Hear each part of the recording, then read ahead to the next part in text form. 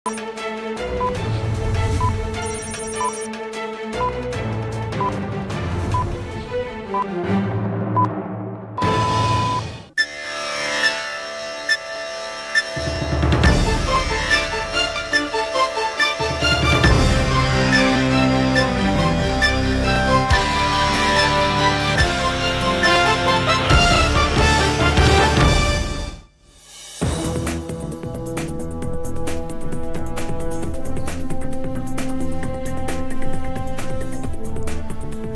আলাইকুম প্রিয় দর্শক, চ্যানেল আই সংবাদে স্বাগত। আপনাদের সঙ্গে আছি আমি সামির হোসেন।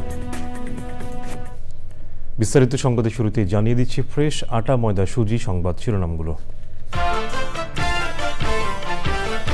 তৈরি পোশাক খাতে রপ্তানি আদেশ বাড়ায় দেশের রপ্তানিকারকদের স্বস্তি। অন্তর্বর্তী সরকারের ইমেজকে কৃতিত্ব দিলেও ব্যাংকিং জটিলতা ও গ্যাস সংকট নিয়ে হতাশা।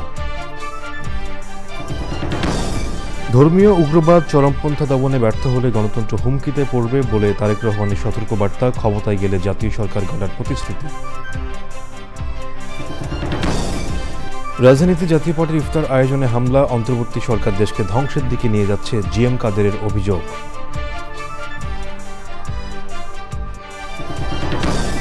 এবং প্রাচীন সভ্যতার দেশ মিশরে জনপ্রিয় পর্যটন কেন্দ্র শার্ম আল শেখ জীববৈচিত্র্যের জন্য পর্যটকদের কাছে আকর্ষণীয় এক শহর।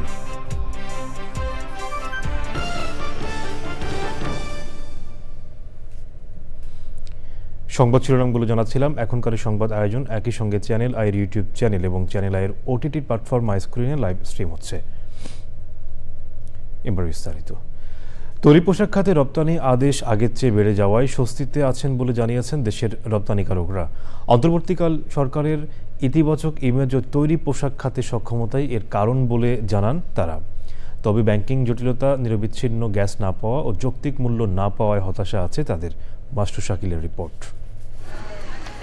অন্তর্বর্তী সরকার দায়িত্ব গ্রহণের পর শুরুর দিকে তৈরি পোশাক খাতে কিছুটা অসন্তোষ থাকলেও পরে তা নিয়ন্ত্রণে চলে আসে। গত কয়েক মাসে পরিস্থিতির অনেকটাই উন্নতি হয়। রপ্তানি উন্নয়ন ব্যুরোর হিসেবে রপ্তানি আদেশ বৃদ্ধির পাশাপাশি গত 7 মাসে একক বাজার যুক্তরাষ্ট্রে তৈরি পোশাক রপ্তানিতে প্রবৃদ্ধি হয়েছে প্রায় 44%। ইউরোপে পোশাক রপ্তানি বেড়েছে 10%-এর বেশি। ক্রেতাদের একটা আস্থা ফিরে আসছে আমাদের আরএমজির উপরে। আস্থা যখন ফিরে আসছে তখন আমাদের উচিত হবে এটাকে সাস্টেনেবলি ধরে রাখার জন্য। 44% গ্রোথ আমার এক মাসে হয়েছে, পরের মাসটাকে কিন্তু আমরা সেম গ্রোথেই যেতে চাচ্ছি। এই সরকার প্রধানের একটা গ্রহণযোগ্যতা আছে গ্লোবালি, তার একটা ব্র্যান্ড ইমেজ আছে।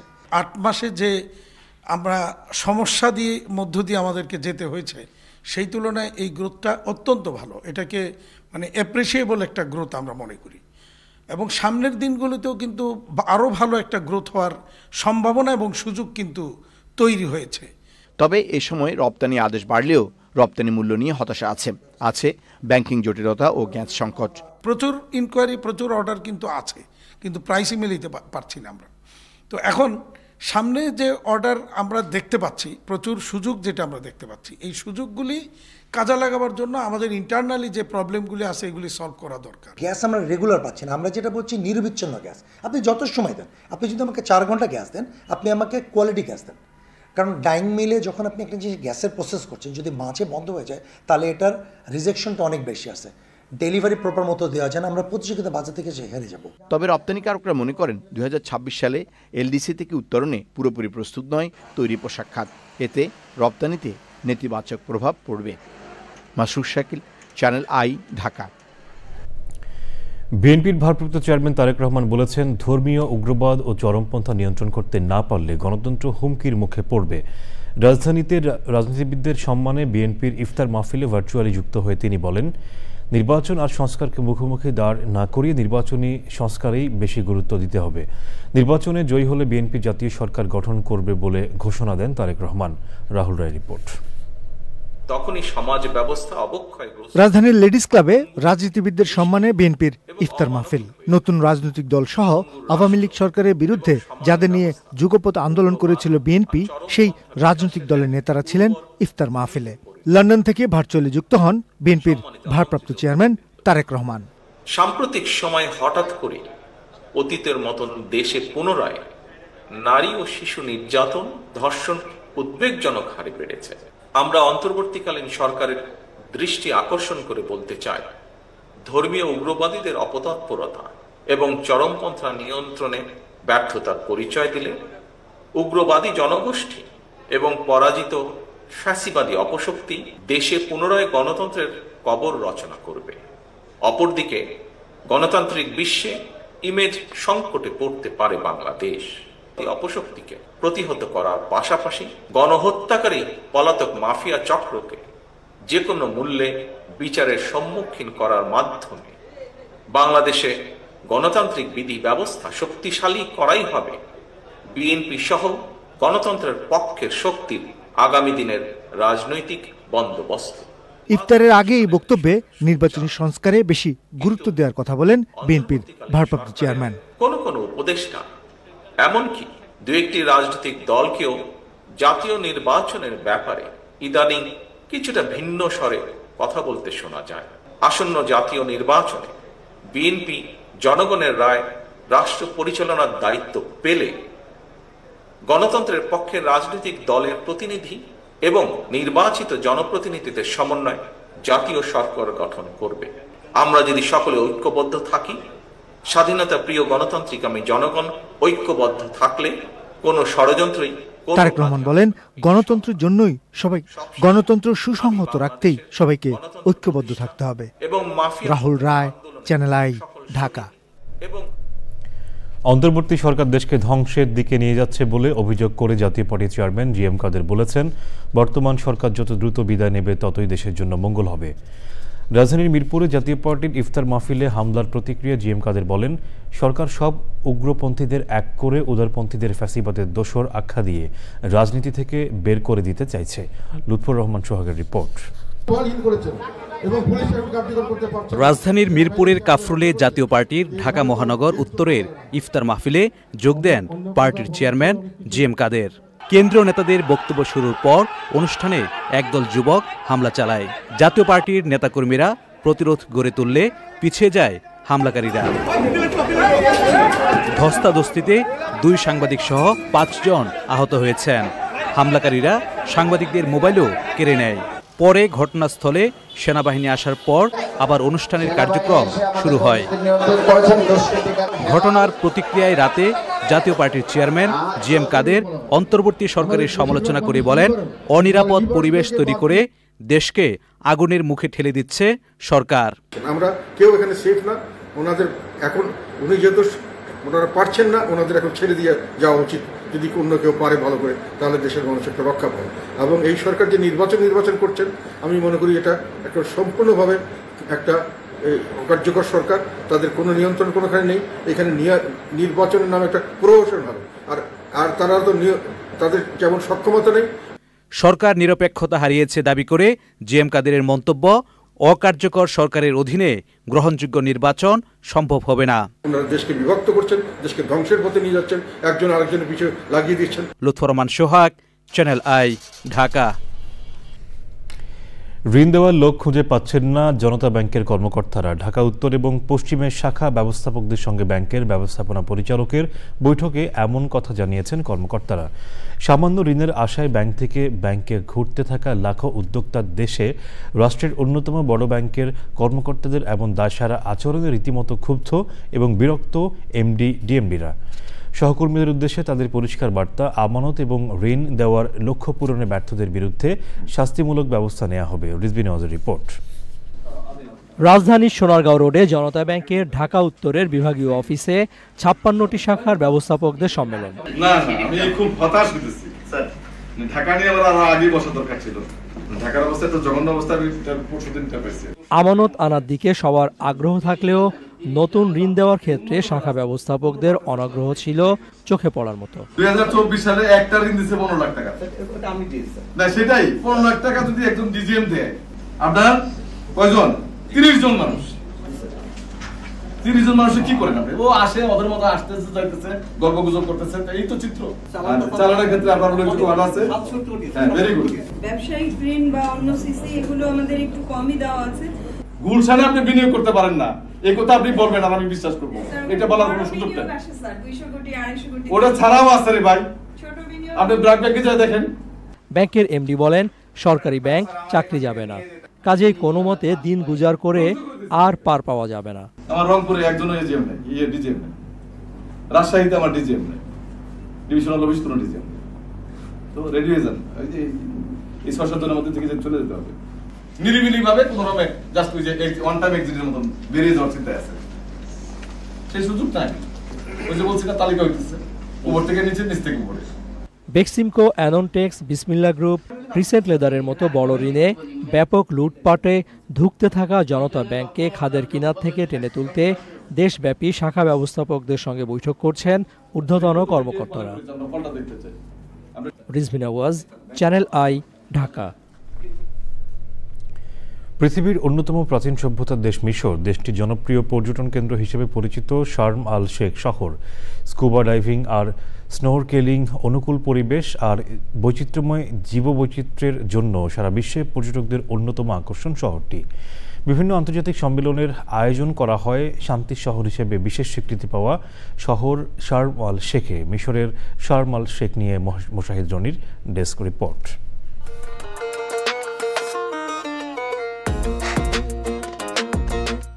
মিশরের সিনাই উপদ্বীপের বিখ্যাত শহর শার্ম আল শেখ। লোহিত সাগরের পাড়ে দীর্ঘ সমুদ্রতট, সুউচ্চ পাহাড়ের সারি আর চমৎকার আবহাওয়ার কারণে প্রতিবছর লাখো পর্যটকের আগমন ঘটে সেখানে। শহরের অদূরেই রাস মোহাম্মদ ন্যাশনাল পার্কে দেখা মিলবে সমুদ্র সৈকত, প্রবাল প্রাচীর ও বৈচিত্র্যময় বন্যপ্রাণী আর উদ্ভিদ সমৃদ্ধ ম্যানগ্রোভ বন। শহর জুড়ে হাজার হাজার মসজিদ ও ইসলামিক স্থাপনা রয়েছে।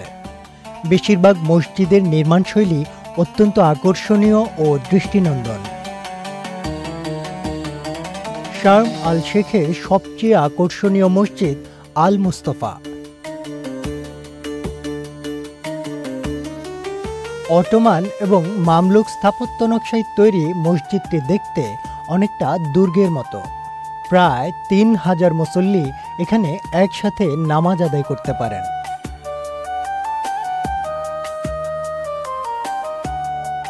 ওল্ড টাউন মার্কেটের পাশে প্রায় 3000 বর্গমিটার আয়তনের আল সাহাবা শার্ম আল শেখের দ্বিতীয় বৃহত্তম মসজিদ। দৃষ্টিনন্দন মসজিদ ও ইসলাম প্রধান দেশ মিশর ইতিহাস, স্থাপত্য ও সংস্কৃতি এবং সভ্যতার বাহক, যা সারা বিশ্বের পর্যটকদের কাছে অন্যতম আকর্ষণ। মোশাহিদ রনি, প্রকৃতি ও জীবন ডেস্ক, চ্যানেল আই।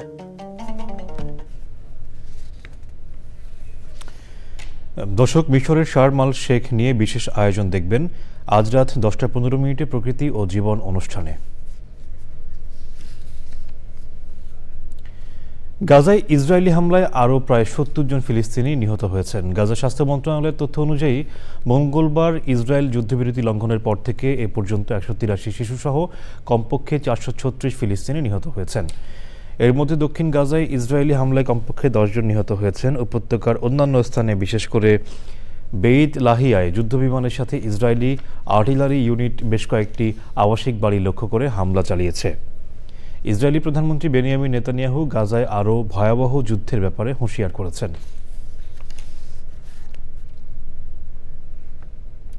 সংবাদের এ পর্যায়ে নিচ্ছি বিরতি। আর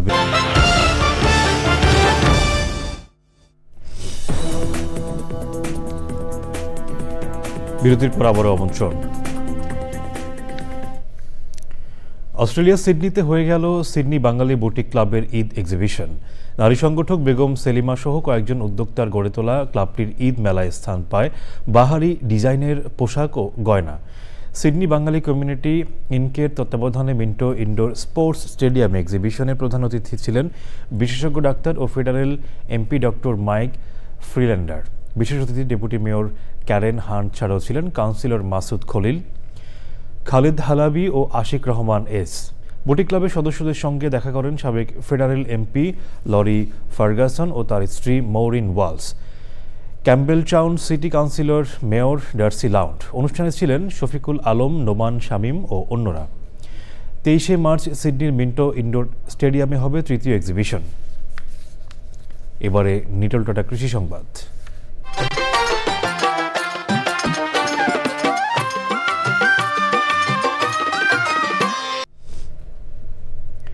সিলেটে টমেটো বীজ নিয়ে প্রতারণার শিকার হয়েছেন কৃষক। ভেজাল বীজের কারণে ফলন ভালো না হওয়ায় আর্থিকভাবে ব্যাপক ক্ষতিগ্রস্ত হয়েছেন তারা। বীজ প্রতারণা উপজেলা প্রশাসনের তদন্তে প্রমাণিত হওয়ার পরও কোনো ধরনের ক্ষতিপূরণ পাননি তারা। সিলেট থেকে সাদিকুর রহমান সাকির রিপোর্ট। সিলেট সদর উপজেলার হাটখোলা সহ আশপাশের ইউনিয়নের বিভিন্ন গ্রামের কয়েক শতাধিক কৃষক টমেটোর বীজ কিনে প্রতারণার শিকার হয়েছেন। এখন আমরা গিয়া অন্যান্যর তুলনায় দেখা গেছে আমরা এখন বর্তমান সময়ে গিয়া আমরা খরচের টাকাটা উঠাইয়া নিয়ে বাড়ি দিতে পারছি না। মালও কম দামও নাই, আমি তো এবার আমার অবস্থা ভালো নাই, আমি তো চলতাম বাইরে নাই গিয়া। নেয়ার পরে অনেক কাস্টমারের কাছ থেকে অভিযোগ আসতেছে যে আপনি রাজা বলে দিলেন কিন্তু ওইটা তো রাজা দেখা যাচ্ছে না। এবং আমি তারপরে সরজমিনে মাঠে গিয়ে দেখছি, দেখার পরে যেটা উপলব্ধি করতেছি এবং ওই জাতটা হইল রাজা শেপের না অন্য শেপের।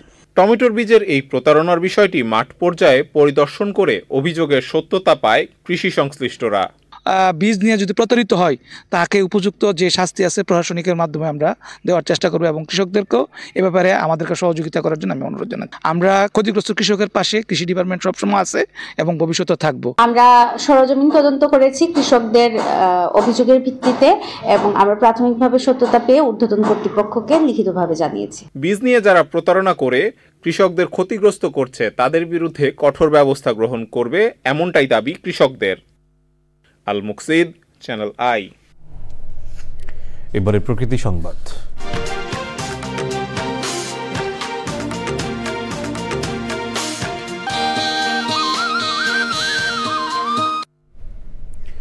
রমজান মাসে প্রায় পর্যটক শূন্য কক্সবাজার সমুদ্র সৈকত। বন্ধ রয়েছে হোটেল মোটেল জোন ও সাগর পাড়ের পর্যটন কেন্দ্রিক ব্যবসা প্রতিষ্ঠান। রমজানের পর পর্যটন এলাকা আবারও জমে উঠবে বলে প্রত্যাশা সংশ্লিষ্টদের। নুরুল আলমের ভিডিও চিত্রে সরোয়ারাজ মানিকের রিপোর্ট। অসীম সমুদ্র, নীল জলরাশি আর পাহাড়ের সৌন্দর্যের হাতছানিতে দেশ বিদেশের হাজারো পর্যটকের আগমন ঘটে বিশ্বের দীর্ঘতম সমুদ্র সৈকত কক্সবাজারে। তবে রমজানে সমুদ্র সৈকতে পর্যটক কম থাকায় হোটেল মোটেল জোনের সড়কে নেই যানজট। সৈকতের নির্জনতায় নির্মল বাতাস আর প্রকৃতির সৌন্দর্য উপভোগে ছুটে আসছেন কেউ কেউ। ফ্যামিলির সাথে উপভোগ করার মতো সময় আর কি, ফাঁকা সমুদ্র উপভোগ করতে পারছি, বাতাস, ওয়েদারটাও খুব সুন্দর। এই সময় ফ্যামিলিদেরকে নিয়ে এনজয় করাটাই অনেক বেশি সুন্দর লাগে। আমরা সেফ ফিল করতেছি, অত্যন্ত ভালো, আমরা সন্তুষ্ট। হোটেল তো পাওয়া যায় অ্যাভেলেবেল, কিন্তু খাবার দাবার পাইতে খুবই কষ্ট হয়। 27 জন লাইফগার্ড আছি, আমাদের কয়েকজন ভলান্টিয়ার ইনপুট করতে হবে এবং আমাদের প্ল্যানিংটা কি আমরা ওই লক্ষ্য নিয়ে রমজান মাসে মূলত আমরা আলোচনা করি এবং বিচে যেই অল্প সংখ্যক পর্যটক আছে তাদেরও নিরাপত্তা দিই। পর্যটক না থাকায় বন্ধ রয়েছে হোটেল মোটেল, গেস্ট হাউস ও রেস্টুরেন্ট। এতে বিপাকে ক্ষুদ্র ব্যবসায়ীরা। রোজা রেখে আমরা যদি পকেট খরচ পাই ওইটা নিয়ে আমরা বাসায় চলে যাই। 500 টাকা হেঁটে তো বাজার খরচ হচ্ছে না এখন। অন্যান্য বছরের তুলনায় রমজানের আগে প্রচুর পরিমাণ ব্যবসা হয়েছে। রমজানের পরেও আমাদের ঈদের থেকে প্রচুর পরিমাণ ব্যবসা হবে বলে আমরা আশা করতেছি এবং সেভাবেই আমরা প্রস্তুতি নিচ্ছি।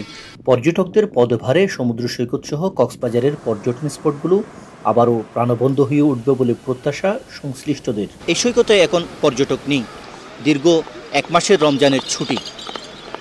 এই সময়ে এখানকার প্রাণ প্রকৃতিগুলো আবার পূর্বের জায়গায় ফিরে আসবে এবং রমজানের পর আবার জমজমাট হয়ে উঠবে এই পর্যটন নগরী কক্সবাজার, এমনটাই প্রত্যাশা সংশ্লিষ্টদের।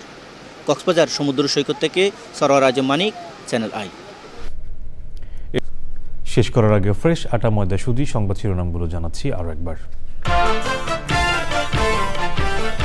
তৈরি পোশাক খাতে রপ্তানি আদেশ বাড়ায় দেশের রপ্তানিকারকদের স্বস্তি। অন্তর্বর্তী সরকারের ইমেজকে কৃতিত্ব দিলেও ব্যাংকিং জটিলতা ও গ্যাস সংকট নিয়ে হতাশা।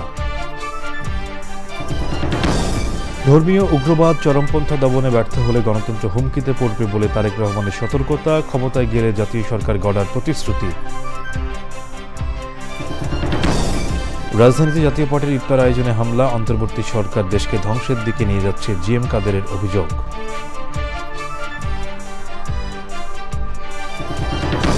এবং প্রাচীন সভ্যতার দেশ মিশরে জনপ্রিয় পর্যটন কেন্দ্র শার্ম আল শেখ, জীববৈচিত্র্যের জন্য পর্যটকদের কাছে আকর্ষণীয় এক শহর।